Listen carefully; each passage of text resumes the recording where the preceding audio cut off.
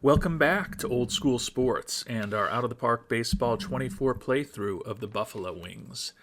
We are at the beginning of the 2040 off season. Was an historic season for the Buffalo Wings. 118 regular season wins, the most in Major League Baseball history. Had an incredible pitching staff, first in the National League, just 551 runs against, and an excellent offense with 822 runs scored that ranked third in the National League. However, by the time the playoffs came around, we were missing our starting catcher, missing an important reliever. Still expected us to have more success than we did, even with those losses.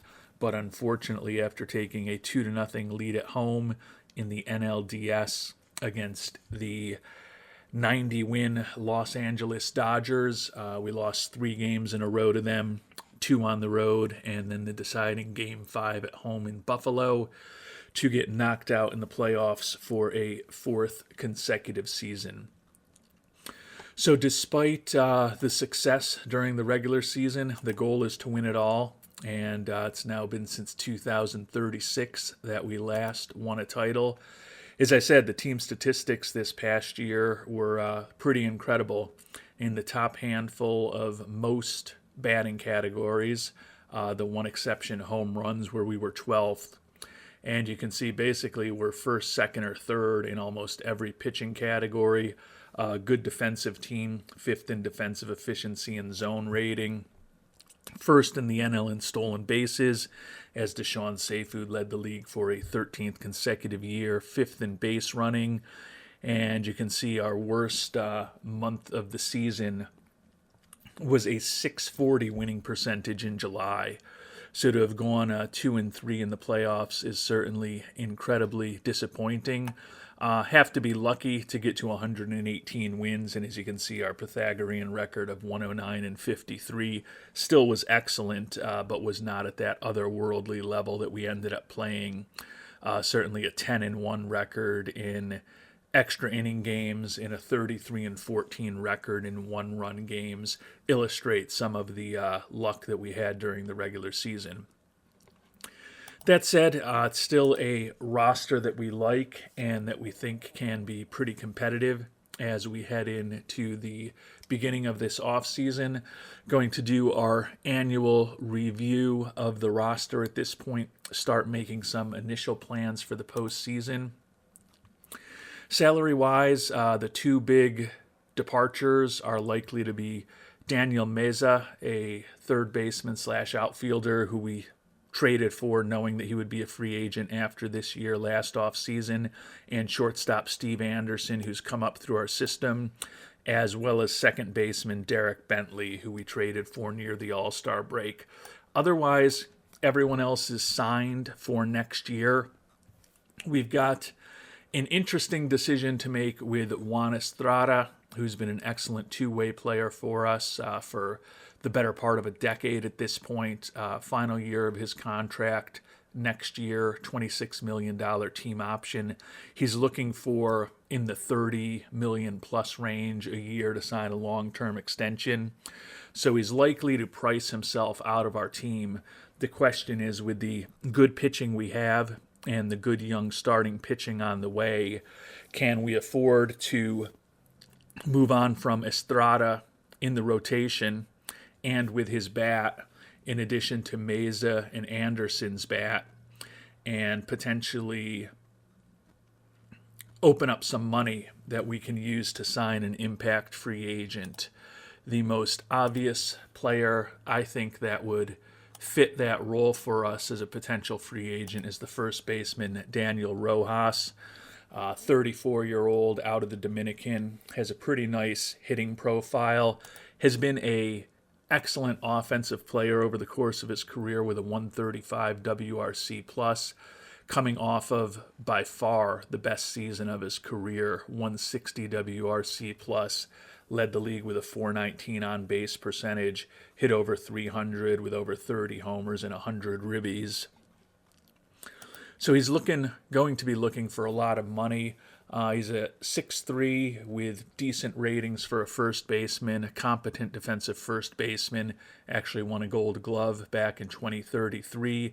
He's also an Iron Man, so he'll be in the lineup every day. He's going to strike out a lot. And as a guy who's in his mid-30s, he's not someone we necessarily want to make a long-term commitment to.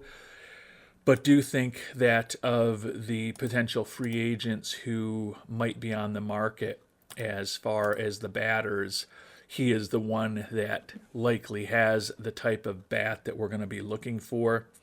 You can see guys on our team, notably Anderson, Bentley, and even Mesa, also listed among the top free agents who are going to be on the market. We will have the potential opportunity to make qualifying offers to Anderson and or Mesa if we decide to try to get some extra draft pick compensation if they both move on from us. You can see we've got a number of interesting decisions, some of which are pretty expensive to make, as far as about a dozen arbitration-eligible players this offseason. And then Bentley is a non-compensatory free agent. So a lot of decisions to make. Feel like with the fact that only Anderson, Mesa, and Bentley have to be gone, still going to be bringing back a pretty solid team next year with the players who are on it this year. And importantly, some pretty decent talent that we brought up in September that's young, and some other young talent in the system that's not that far away. Don't feel as if we have any superstar everyday players coming up. We do, in the case of Jim Lance, have a starting pitching prospect that we think could be a star player. But mostly we've got good but not great players coming up through our system, which is part of the reason why I'm considering, if we decide to move on from Estrada, trying to spend all that money to bring on one of the best bats available. Turning to our pitching, and as I talked about, we can bring everybody on this pitching staff that's been the best pitching staff in the National League for most of the past decade back if we want to. Alexis Barajas, 18-5 with a 3.40 ERA for our ace, 183 strikeouts. Captain personality has been developed at this point. 5.1 WAR, which is one of the better seasons of his career. Not quite the 6.4 that he put up in 2036 when he won his Cy Young Award, but one of the better years that he's had for us since we made a big trade with Miami and decided to try building our staff around Barajas. He will almost certainly be back with us next year. Alexis Mendoza, a guy who's come up through our system, going to start making some pretty significant money in arbitration the next couple years, but 13-9 with a 3.54 ERA, over a strikeout per inning, 3.6 WAR on the season. Another good solid starter in our rotation. He took over as the number 2 guy for us this year when we demoted the veteran Sincere Shazier into the 3-hole. 16-6, that 4.76 ERA for Shazier was elevated, getting to the point where his stuff is has never been great, but I think it's taken a little bit of a step back, and he's also almost 31 years old. Still had a nice solid season for us. His Sierra was almost a run lower than his ERA. That BABIP of 3.46 hopefully will come back down towards the 270, 280 range. Certainly as a guy who's getting older with stuff that's not intimidating, there's a worry that people are going to be able to hit him pretty hard. But he's still throwing in the high 90s. He's an Iron Man. Had talked in comments to previous episodes with some viewers about potentially, if we didn't move on from Estrada, considering moving on from Shazier. The reason I'm a bit reticent to do that is he's only set to make $14 million next year, as opposed to the $26 million that Juan Estrada would be making. So if we want to open up some money for a big-time free agent, we're going to get almost twice the bang for our buck moving on from Mr. Estrada than Mr. Shazier. And Estrada, although he's the only lefty in our pen, is also 3 years older than Shazier, going to be turning 34 right at the start of this upcoming season. And at 10-4 with a 4.10 ERA, had an off year on the mound for him this year. And he also had an off year at the plate, 281 batting average, 111 WRC plus. You can see over the course of his career, he's put up a 122 WRC plus. Doesn't have a ton of power, only 2 home runs over the course of his career, but a 293 career hitter with close to a 390 career on base percentage. Even though the batting average did dip to 281 this year, he still walked a lot and was, in my mind, a pretty useful number 2 hitter for us against right-handed pitching. That said, his WAR as an offensive player was less than 1. So although as a two-way player, he is a great asset to have on the team, at $26 million versus the $14 million we're paying for Shazier next year, I think I'm a little more inclined to move on from Estrada. Estrada also looking in terms of an extension for 6 years and almost $33 million a year for his mid to late 30s. That is a number that we definitely can't afford to sign, and I don't think even if we could afford it, that it would be a good use of our money. The concern is that there's not necessarily a ton of trade value for Estrada, given that he's set to make $26 million next year, and he's also looking for a ton of money in a contract. We can get, a pretty good reliever back for him from when I shopped him. I don't want to waste another shop right now, since I'm down to just a couple, since I haven't moved forward this day yet. And I won't be moving the day forward until after at least one more episode. But the players that we were offered for Estrada were not incredible, so he doesn't have a ton of trade value. That said, if we can pick up something for him and get the money off our books, that still may be the path to pursue this offseason. And part of the reason we could move on from Estrada is that our number 5 starter, Eric Barbarito, former first-round pick, finally really put things together this year. He was our 5th starter last year in his first full year in the majors, 8-10 with a 5.27 ERA. 14-3, he almost doubled his wins, and he almost cut his ERA, which was 2.72 this year, in half. Put up a 3.3 WAR. He is still going to be making the major league minimum next year, and think that we could certainly bump him up to the 4th starting role that either Shazier or Estrada had this year if we move on from one of those guys. The other piece of the reason why we can do that is that, as I mentioned, Jim Lance is one of the top prospects in our system at number 7, one of the top prospects in all of baseball, 2nd-round pick in 2036. Still think his stuff, his control, his slider, and his sinker can all get better. Throws in the high 90s, was 15-8 in AAA this year, came up and pitched 6 games in September, where he put up a 2.35 ERA with 10 strikeouts and 7 2/3 innings. Runners are going to be able to take their liberties against him, but certainly think that if we were to slide Jim Lance into the rotation, that gives us the opportunity to move on from a Shazier or Estrada, and the big investments that we've been making in drafting pitching in recent years, and then spending a lot of money on good coaching and player development to move them along successfully in many cases through our organization, would pay off in terms of allowing us to move on from one of those higher dollar items to hopefully help our offense and still hopefully have a starting rotation next year that is one of the best in baseball. Turning to our bullpen, which is also a strength, Joe Scott, the young closer, is fragile in terms of his injury proneness now, which is not optimal. But two-time All-Star, has a good chance to win his 2nd Mariano Rivera Award this year. 8-4 with a league best 52 saves, 2.08 ERA, 93 strikeouts, and 78 innings.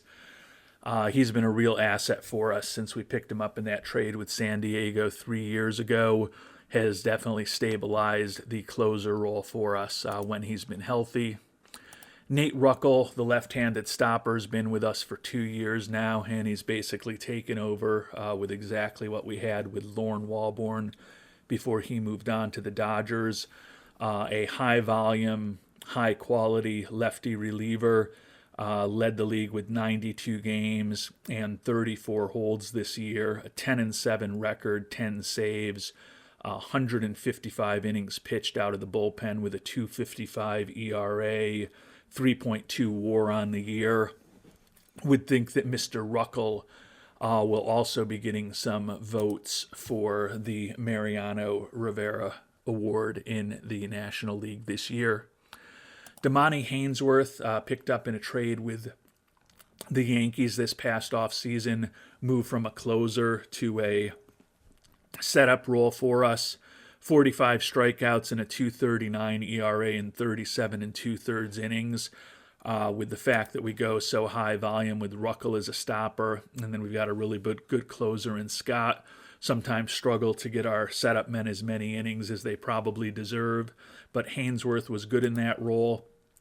Robbie Farrell, similar situation, a strikeout per inning, 2.63 ERA, only got 41 innings out of him. As I mentioned, the stopper and the closer contribute to that, and the fact that our starting pitching is very good and was generally pretty healthy this year with only Estrada missing some time. Also means that there just aren't necessarily always tons of innings for our bullpen to pitch. Mike Waters, another guy, similar situation, more than a strikeout per inning, solid 3.10 ERA, but only 29 innings pitched on the season. Jim Lance, we already talked about. David Espinoza did fill in when Juan Estrada was injured and started 6 games for us. 8-0 record with 3 saves, 1.92 ERA over 89 innings for the left-hander who came up through our farm system. Juan Aceves is a guy who's been competing for playing time the last couple of years. Finally was called up for part of the season this year. 3.57 ERA, 27 strikeouts in 22 2/3 innings. The international free agent signing from 2034 should be a part of our bullpen for several years to come. And then Ben Borgian, another guy who's been up and down the last couple years, spent this entire year with us at the major league level, a great 1.69 ERA in 48 innings for the left-hander. If we do move on from a Shazier or an Estrada and slide Lance into the bullpen, a guy like Borgian would be competing with Espinoza to be a spot starter for us. But we're so stacked at pitching that Borgian didn't even make our postseason roster. Speaking of stacked at pitching, we also haven't talked about Elvin Jimenez, who was the Mariano Rivera Award winner a year ago for us as a setup man. He had a nice year also, 63 strikeouts and 54 2/3 innings, 3.62 ERA.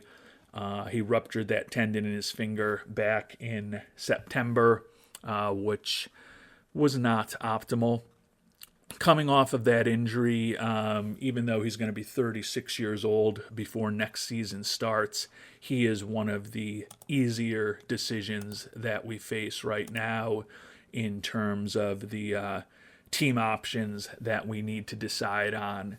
Really, there's only one potentially interesting decision with the team options, and that's the highly priced Juan Estrada. But Elvin Jimenez at $1.4 million, we're definitely going to execute that option to bring him back, even coming off of the injury. And Nate Ruckel, we talked about, has been excellent for us as a high-volume stopper, pitching almost as many innings as a starting pitcher would. $5 million next year. We're going to execute that option as well. So the big decision that will remain as far as the pitching in the team is, do we exercise the Juan Estrada option? Do we decline the Juan Estrada option? Or do we decide to try to trade away Juan Estrada to get the money off our books, maybe get a little bit of assets in return, but most importantly, set ourselves up to help the offense in free agency, given that even without Estrada, we really like our pitching staff. And as we start off talking about our everyday players, where we do have more work to do, we'll start with the injured list, where Mitch Hoolahan got the opportunity to be our starting catcher this year after we released Andres Medina in the offseason. And Hoolahan did what he always did, 299 average, 18 doubles in 281 at-bats, was an above-average offensive player, put up a WAR of close to 3. He's above average in terms of his catcher ability in his arm.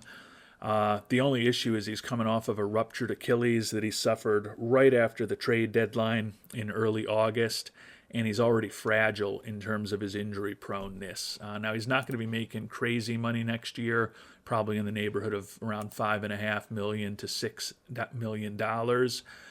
So I think for his good defense with his really good offense, would love to have him back. Just don't know how much we can completely count on keeping him healthy, because he certainly is going to come back fragile, and there's a chance he comes back wrecked. I know that some who opine on the game say that the only thing you need to care about is ratings. And if you look at stats, that's fool's gold. And I think it's a bit presumptuous for those of us who haven't programmed the game to sometimes make those kind of statements and assumptions. And I think that Hoolahan is a perfect example of a player where there's more to him than meets the eye. Because when I look at his batting ratings, it's great that he's really good at avoiding strikeouts, but a guy who's slightly above average in his contact, average in his gap power and no speed to take advantage of it, pitiful home run power, and a below average ability to draw some walks. Not a particularly enticing offensive player. Now, you would play him at catcher because he is good defensively, but with this profile, you wouldn't necessarily have expectations for a good offensive player. And at this point, we've got 900 major league at-bats for Mitch Hoolahan across 5 different seasons, 2 different organizations, and he's a .314 career hitter with a 117 WRC plus, and only this past season, where he was 1 point away from 300, is the only sample size we have where he hasn't hit at least 300. Is a guy who's almost 28 years old. So I think that while certainly the ratings are what's visible to us as players and what we need to spend a lot of time thinking about and focusing on and scouting and building rosters with, there can be more to that than meets the eye. And I think Hoolahan's performance at this point across 5 major league seasons shows that I don't think that's just a small sample size, and I don't think that's just luck.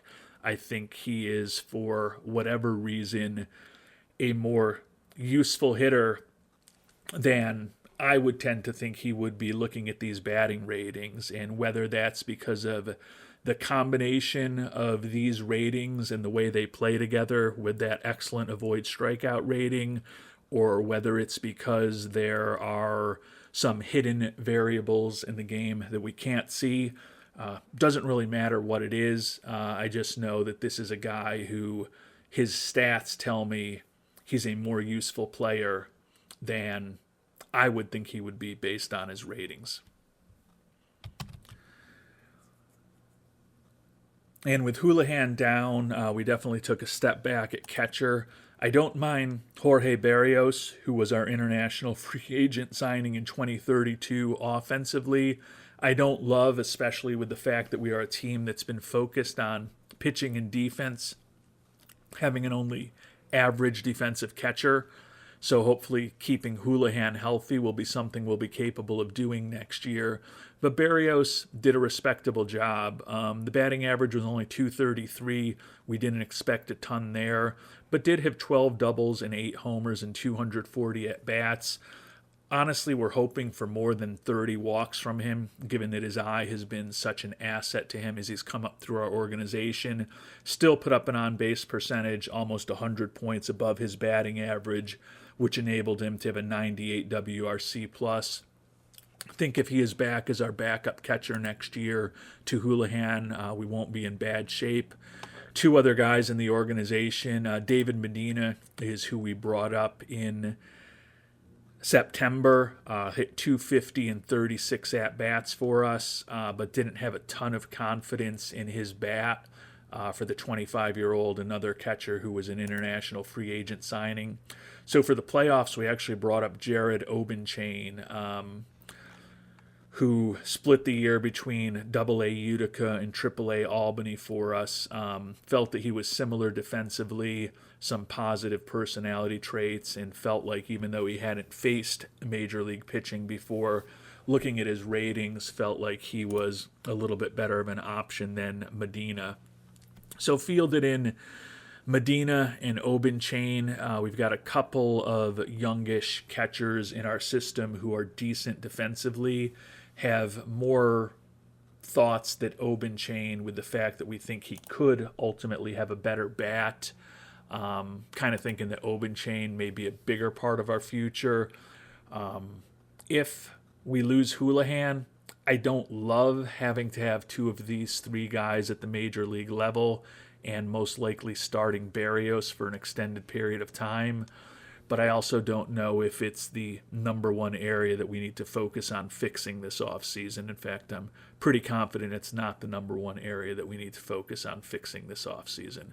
Clearly, we need to add a big bat this offseason, if at all possible, and does not have to be as a catcher. Moving on to our infielders, and Luis Comaduran is a player that we picked up before the trade deadline. You may have looked and seen when we were on the salary page that he's due to make some pretty big money at around $13 million next year. Low leadership and low intelligence, not the greatest personality profile, but a good offensive player. And he did a pretty nice job after we brought him over from San Francisco. Hit 283 with 18 doubles, 8 homers, and 60 ribbies in 251 at-bats. 108 WRC plus, not incredible. He is a guy who can play first base, can also play a corner outfield spot. Given that we're likely to be losing two solid major league bats, or actually I'd say one respectable major league bat in Steve Anderson and a good major league bat in Daniel Mesa for a team that's already struggling to hit home runs, would have to think that Comaduran is going to be back with us next year. Derek Bentley probably will not be. Picked him up in that trade with the Yankees.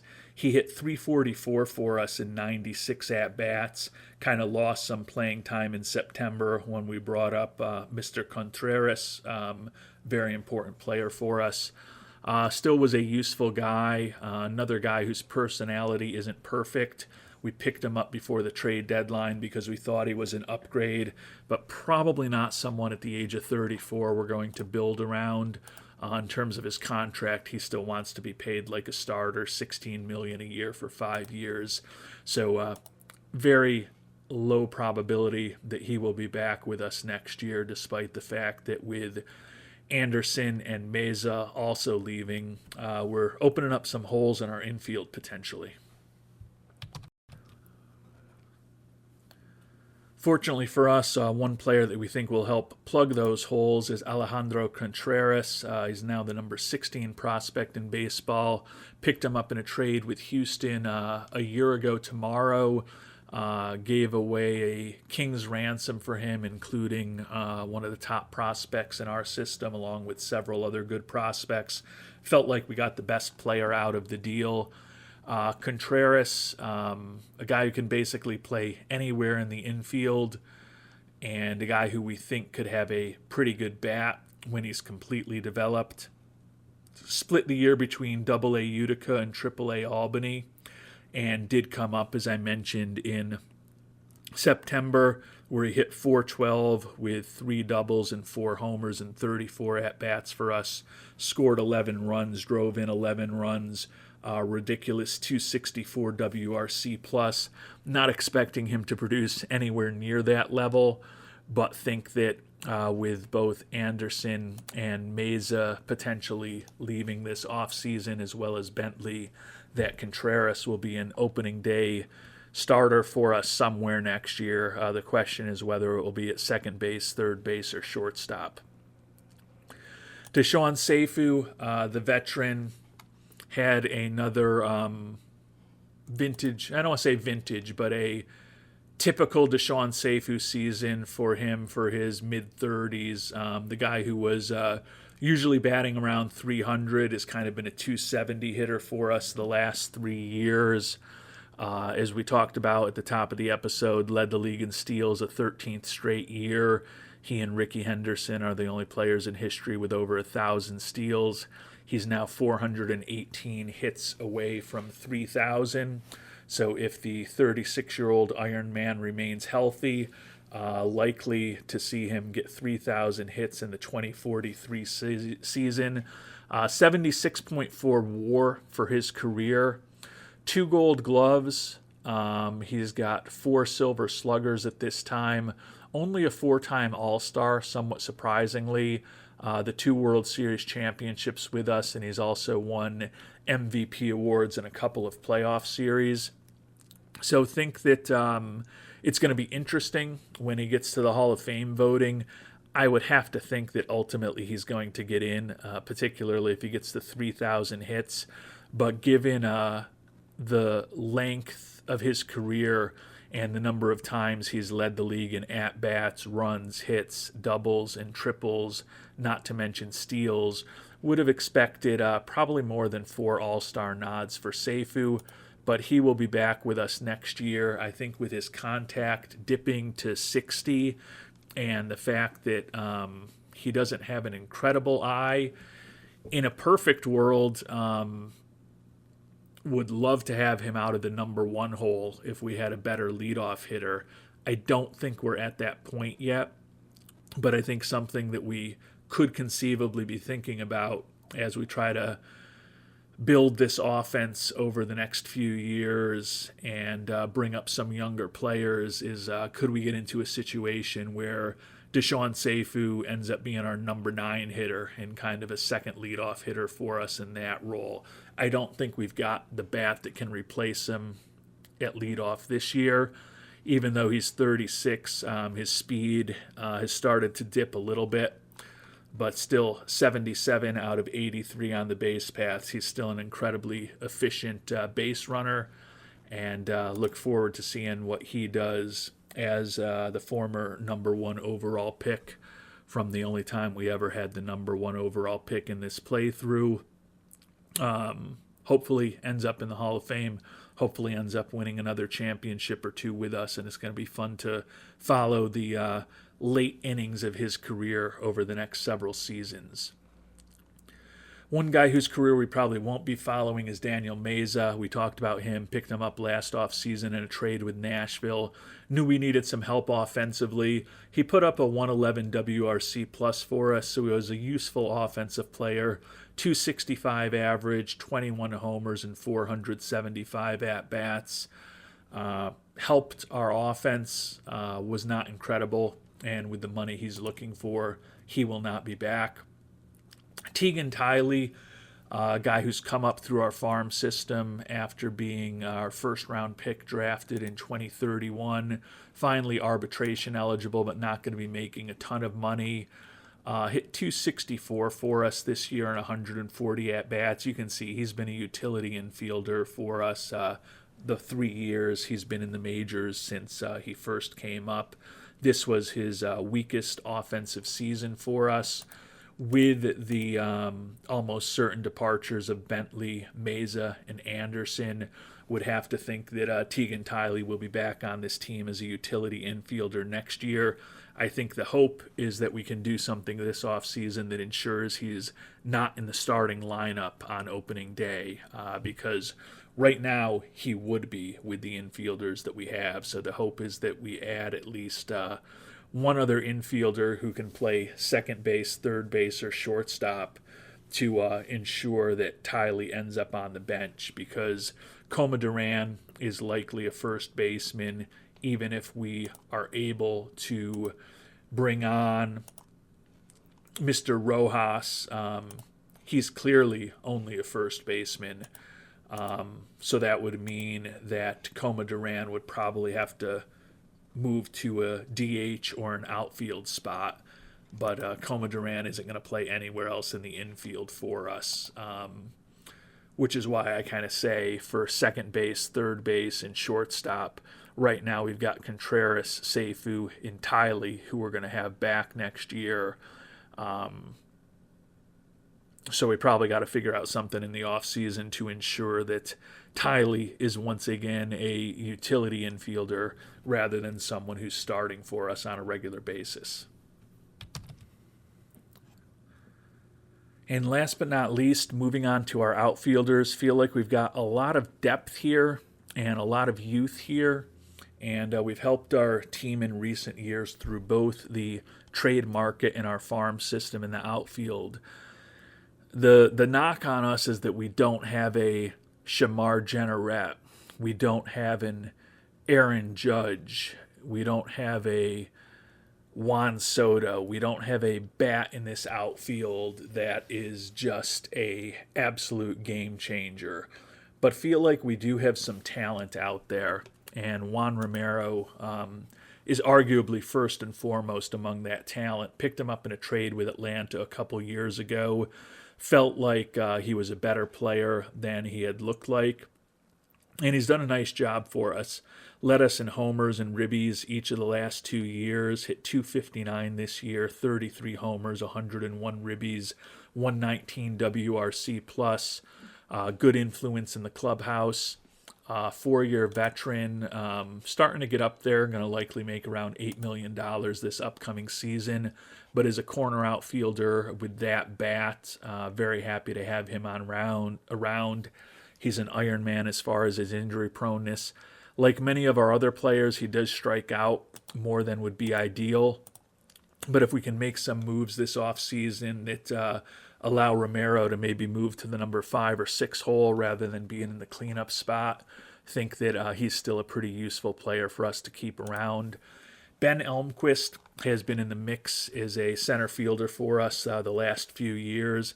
Batting average dipped to 249 this year. Did have 11 doubles, 2 triples, and 4 homers in 209 at-bats. Also drove in 41 runs. 88 WRC plus was disappointing. Still a guy who's a good influence in the clubhouse, has that spark plug personality. Decent potential contact hitter with plus contact, plus gap power, and decent speed. Good outfield range. In a perfect world, he's a 4th or a 5th starter rather than a starting center fielder, but certainly in the mix to be back on the roster next year. One of the guys he'll be competing with is Tylen Hotaling, guy who spent the last 2 years in AAA Albany for us, honestly the last 2.5 years in AAA Albany, hit over 300 each of the last 2 years, was 0 for 4 in a brief call-up this year. Another guy who's not a great power hitter, but he does seem to have a bit more home run potential power than Elmquist. Not going to draw a lot of walks, doesn't have much speed, only competent defensively, but is a left-handed hitter with a pretty favorable split against right-handed pitching. Certainly a guy who, when you look at that 70 contact, 60 gap power, although he admittedly doesn't have a ton of speed, could potentially take over against right-handed pitching if we move on from Estrada as a guy who's a pretty decent contact guy. Now, unfortunately, he doesn't have the same kind of eye as Juan Estrada, so that's unfortunate in terms of Hotaling being almost the opposite. A guy who's not going to draw a ton of walks, but he's also not going to strike out a lot. Not an ideal number 2 hitter because he doesn't draw those walks and he doesn't have a ton of speed, but we may be in a situation where we have to kind of piece things together behind Seifu in the lineup, and Hoteling certainly could be in the mix for us there.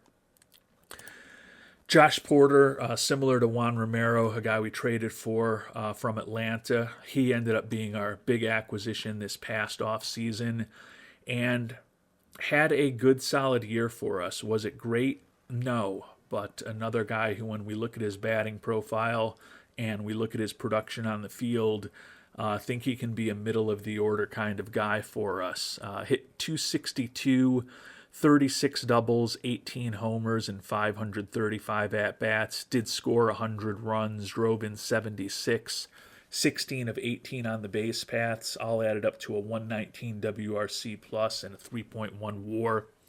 He's also a guy with that 65 outfield range that's capable of playing center field for us. Would certainly think at this point he's the favorite to be our starting center fielder next year. Jesus Rivera, international free agent signing from 2033, spent the whole year with us in a utility role. Another guy who's pretty solid and versatile defensively for an outfielder. Hit 256 with only 3 homers in those 219 at-bats, but did have 19 doubles, drove in 40 runs, was just below league average offensively. Another guy who is certainly in the mix to be a backup outfielder for us next year. But you can see if we've got Romero in left and Porter in center, between Elmquist, Hoteling, Rivera, Velasco, and Broaden, we're going to have some difficult decisions to make when it comes time to make cuts. Does mean that we might be able to use some of these excess outfielders to help us in trade along the way. Ishmael Velasco, international free agent signing from 2034. Great personality, decent speed. Part of the reason we picked him up as an international free agent signing was we loved his potentially excellent outfield range. Looks like he could be a useful bat for us as well. Only 23 years old. Hit 261 with 29 homers in AAA Albany. Came up in September and hit 275 in 51 at-bats for us. Was a league average offensive player according to his WRC+. Switch hitter, which is always useful. And as we talked about with that 70 outfield range and a good personality, there are a lot of things to like about Velasco, including his durability. So kind of feel we really like our left fielder, we really like our center fielder, and we really love all the guys who are in the mix to be 4th and 5th outfielders. But if we could add a big bat in right field, that would kind of really balance things out for us. And as we've talked about, we could end up sliding Coma Duran into an outfield spot. He's more of a left fielder when we look at his profile than a right fielder. But if we do end up signing the first baseman, Coma Duran likely could fill a corner outfield spot for us. Unfortunately, neither Romero nor Coma Duran really have a perfect profile for a right fielder with the cannon that historically you don't mind seeing out there in terms of the arm for your right fielder. And last but not least, Mike Broaden is certainly in the mix to either play right field for us with that Jesse Barfield-esque cannon for an arm that he has out there. Broaden, who we picked up in a trade 3 years ago, had been a below-average offensive player each of his first 2 seasons, was above average a little bit this year, 264 average, 31 doubles and 13 homers and 455 at-bats, all added up to a 103 WRC plus a 2.1 WAR. Left-handed hitter who is better against right-handed pitching than left-handed pitching. The hope is to have him be someone who plays more like 120 to 130 games, primarily against right-handed pitching, sit him against left-handed pitching. So when I look at this team, I really like our outfielders. They're all in their mid-20s, really, at this point. Feel like there's a lot of talent there. and with lefty hitters in Hotaling and Broaden, switch hitter in Velasco, and then righties in Rivera, Porter, Elmquist, and Romero, feel there's options to do some things as far as platoons. Several of the players are really good defensively. We don't have like a guy who's going to be a perennial 40 home run power guy. Certainly Romero stands out with his power, and he's at 35 and 33 the last 2 years. As I said, right now we've got 7 at the major league level that probably go into 5 spots, 6 at most. So I think when I think about this team and the fact that I would like to, with the pending departures of Anderson, Mesa, and Bentley, add an infielder that can play second or short, ideally third in a worst case scenario, maybe we start using some of the excess outfielders to try to bring on a decent young infielder who is versatile defensively and has a bat that's not going to embarrass us. Maybe that's the type of player that we look for in the trade market, in addition to potentially looking for the big bat in the free agent market this offseason. So as I do my initial debrief on this team and initial plan for the offseason, I don't think we need to do anything with pitching. As we talked about, probably move on from Estrada, possibly move on from Shazier, but I just think the bang for the buck from moving on from Estrada is more significant. Don't feel like we need to do anything except maybe pick up a guy or two in the Rule 5 draft as far as our pitching. If we don't make a move to our pitching staff, even if we get rid of Estrada, I feel like we're probably going to be going into next year with the best pitching staff in the National League. So the attention for this offseason, with the money that we've got available for extensions, as well as the money that we could open up if we move on from Estrada, turns to the everyday players and the offense. And with the pending departures that we've talked about of the infielders, Bentley, Anderson, and Mesa, feel that there's like 2 big things we need to look for this offseason. We need a guy who can play a important infield position, so preferably short or second, possibly third at a high level with a decent bat. And then number 2, and likely more expensively, we need to find a big bat for the middle of the lineup if we do move on from Estrada. And as I talked about, there's not a Shamar Jenneret out there. When I look at the upcoming free agents, Rojas definitely stands out in terms of his bat. Another guy that's going to strike out an insane amount of time, which I don't love.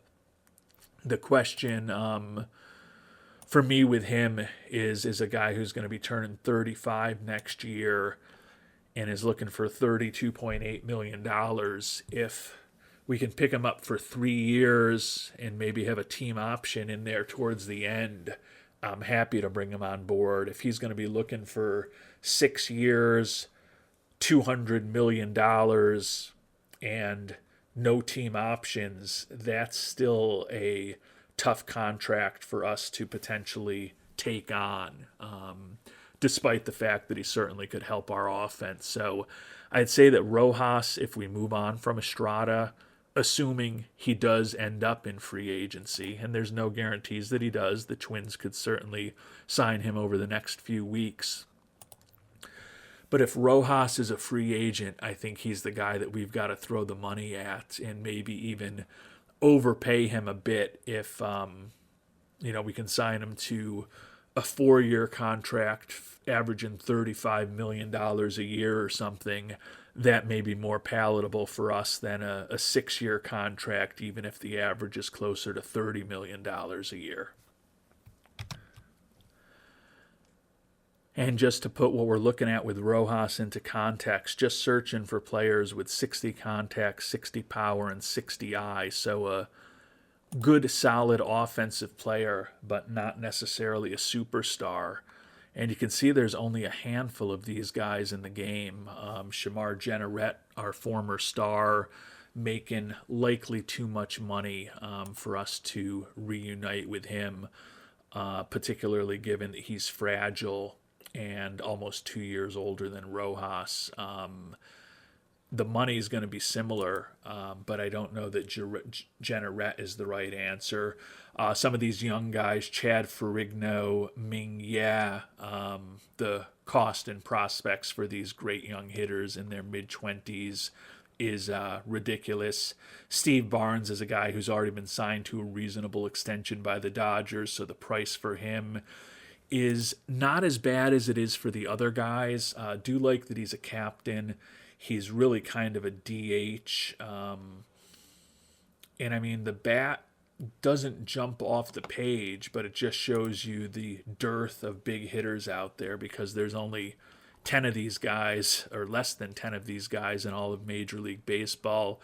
Juan Arcega, 30-year-old with the Marlins, making a ton of money. Rojas, we've talked about, as a potential free agent, so I like the fact that we can pick him up for just money, whereas any of these other players, it's going to take a lot of assets to pick up in a trade. Irving Barunda of the Expos, another guy in his mid-20s, an incredible young bat. The cost for him is prohibitive. And then Spencer Nivens with the Yankees is a guy who we've looked at over the years. He's got a no-trade clause. He would really fit for us very well. He's got that vesting option requiring 550 plate appearances, which obviously is going to kick in. But he's a guy who, although he's going to be 39 next year, is in the last year of his contract, has a bat that would certainly help us. He's a guy who could play a corner outfield spot for us. He could go step in, quite honestly, with that arm. He'd probably be our starting right fielder. I wouldn't hate taking on a guy like him in the final year of his contract. The issue is that Spencer Nivens has consistently blocked the trade or potential trade to us with his no trade clause every time we've checked in on him in recent seasons, because he's been the type of bat that could help us if at some point in the off season things don't work out with Mr. Rojas, or if at the start of free agency Spencer Nivens is a guy who's willing to waive his no trade clause. That could be another option for us next season. But just kind of wanted to show that although I don't think that Rojas is like an incredible offensive force, I mean, certainly a 135 WRC plus over the course of his career indicates he's an excellent offensive player.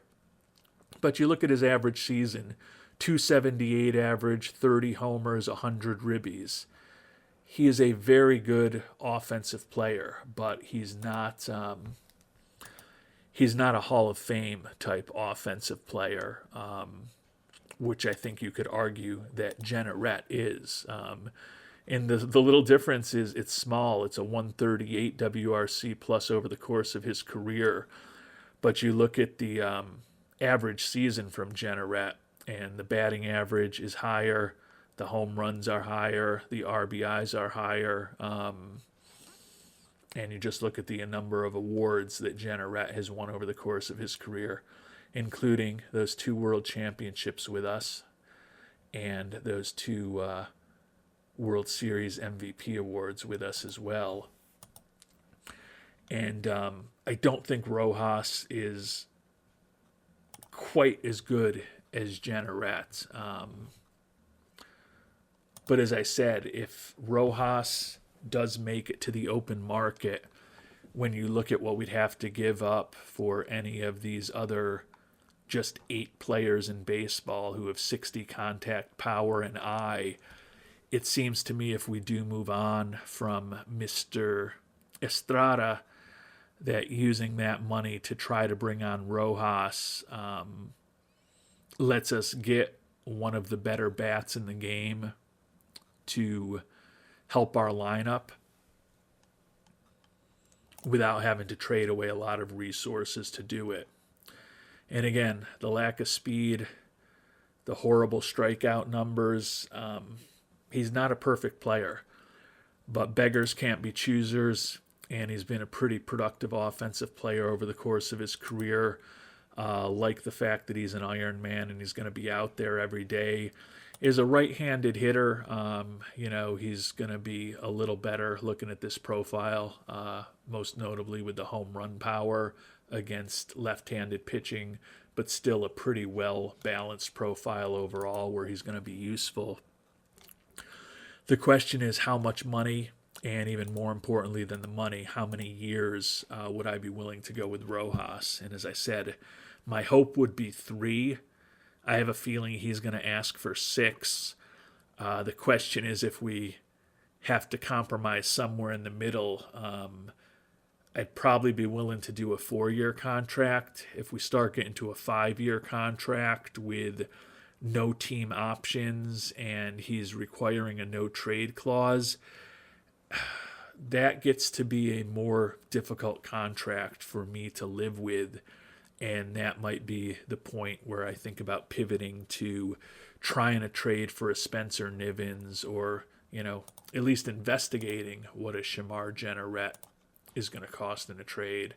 And it looks like right now Shamar doesn't want a reunion in Buffalo, and that's the other issue with the veterans like Nivens and Jenneret.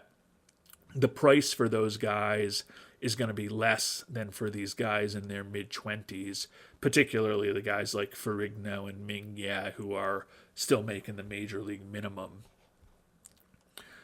But although the price for a Jenneret or a Nivens is lower, they, by virtue of their long and successful major league careers, have the opportunity to say, we don't want to go to Buffalo, and that limits our flexibility. So I think right now I'm leaning towards trying to trade away Estrada before we have to decide on his option, and likely hoping that Rojas hits free agency. To me, that's the simplest way to maintain a good pitching staff and hopefully bolster the offense.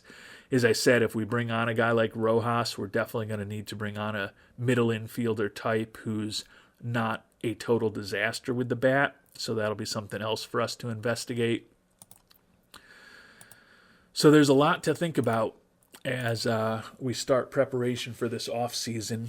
In our next episode, we're going to take a look at our minor league system, take a look at some of our former players and see how they did around the league over the past year. And then it'll be decision time. So if you've got thoughts based on this initial review of what we should or should not do in this offseason, would love to hear them. Until our next episode, thanks so much for watching, and hope you have a great day.